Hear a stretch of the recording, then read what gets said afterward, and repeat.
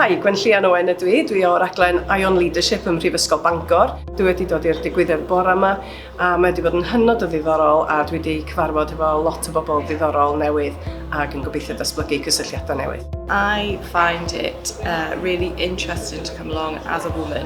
I'm not necessarily a technical woman, I'm not in engineering, but it's something that I've always loved my whole life, even though I went into creative.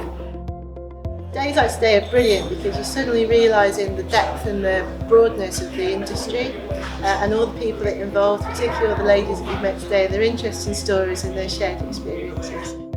Mae'r egni yn yr ystafell yn wych, mae'n rili da gweld pawb yn siarad mor positif, sgyrsiau high level ond hefyd sgyrsiau sut ni'n gallu cychwyn efo gael plant sydd iawn a sut ni'n gael mwy merched i fewn i'r sector. Mae wedi bod yn wych a gobeithio gawn ni fwy o digwyddiadau fel yma yn y dyfodol.